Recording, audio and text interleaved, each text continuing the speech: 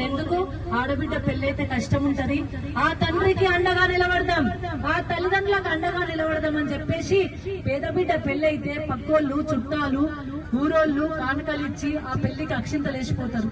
అదే విధంగా ప్రభుత్వం మా పరంగా కూడా ఆడబిడ్డలకు అండగా నిలబడాలని చెప్పి కేసీఆర్ సారు 50,000తో ఎస్సీ ఎస్టీలకి ముందుగా ఈ పథకాన్ని ప్రవేశపెట్టడం జరిగింది.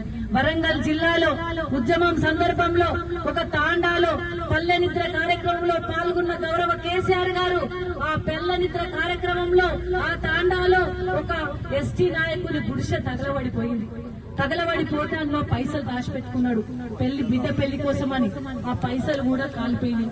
ఆ సందర్భంలో ఆ భార్యాభర్తలు వచ్చి నా బిడ్డ పెళ్లికి పైసలు కొన్ని ఉంటే దాచిపెట్టుకున్నా, అవి కాలిపోయినాయి, కృషి కాలిపోయింది, నా బతికెట్ల సారు అని చెప్పేసి ఆయన బాధపడ్డప్పుడు అప్పుడే సారు గుండె నిండా అనుకున్నాడు, తెలంగాణ రావాలి, రాష్ట్రం వచ్చినాక మన చేతిలోకి రాజ్యం వచ్చినాక మొట్టమొదట పెట్టే పథకం ఆడబిడ్డల ఎస్సీ ఎస్టీ ఆడబిడ్డలకు పేదింటి ఆడబిడ్డల పెళ్లిళ్లకు తప్పకుండా ఒక పథకాన్ని తీసుకురావాలని చెప్పేసి అప్పుడే ఉద్యమ సమయంలో నిర్ణయించుకున్న కేసీఆర్ సారు ఉద్యమం తెలంగాణ రాష్ట్రం సాధించుకున్న తర్వాత ముఖ్యమంత్రి అయిన తర్వాత 2014 అక్టోబర్ 2వ డేట్ నాడు ఆడబిడ్డ పెళ్లిళ్లకు కళ్యాణ లక్ష్మి మొదలుపెట్టి తర్వాత బీసీలకు గాని పేదింటి ఈబీసీలకు వెనుకబడిన తరగతుల వారికి కావచ్చు, ఫైనాన్షియల్ గా వెనుకబడ్డ వారికి, బిలో పావర్టీ లైన్ ఉన్న వారికి, మైనార్టీలకు కూడా షాదీ ముబారక్ తీసుకొచ్చి 1,116,000 ఇస్తూ మరి ఆడబిడ్డలను ఆదుకున్న ఘనత గౌరవ కేసీఆర్ గారు. కళ్యాణ లక్ష్మి పథకానికి కళ్యాణం లాంటి పేరు పెట్టి, షాదీ ముబారక్ పేరు పెట్టి, ఆ పేరుతోని దాదాపు 18 లక్షల మందికి ఆ పథకాన్ని అందించిన ఘనత గౌరవ కేసీఆర్ గారు. అయితే ఈ 2 ఏళ్లలో దాన్ని మట్టుపెట్టి దాన్ని కనబడకుండా చేసి ఎలక్షన్లలో ఏమో తులం బంగారం ఇస్తాను హామీ ఇచ్చిండు, కళ్యాణ లక్ష్మి పథకం కేసీఆర్ 1,00,000 ఇచ్చిండు, నేను 1,00,000 తోడు తులం ఇస్తా అన్నాడు. తులం ఇస్తాడేమో అని ఆడబిడ్డలు ఎదురు చూస్తా ఉన్నారు. ఆ తులం సంగతి దేవుడేరు. ఆయన కళ్యాణ లక్ష్మికే ముప్పచ్చి తట్టున్నది, షాదీ ముబారకే ముప్పచ్చి తట్టున్నది.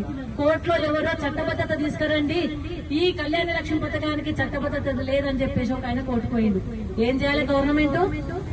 నీకేం తెలుసాయా బాబు, పేదింటి ఆడబిడ్డను కాపాడుకోవాలి, మాది పేదింటి బిడ్డల్ని కాపాడుకునే నీ గుణమైతే, నీ బుద్ధి అయితే, నీకు బుర్రుంటే, నీకు పేదింటి ఆడబిడ్డకు పెళ్లి చేస్తే ఎంత కష్టమో తెలిసి ఉంటే, నీకు హృదయం ఉంటే, నీకు మనసు ఉంటే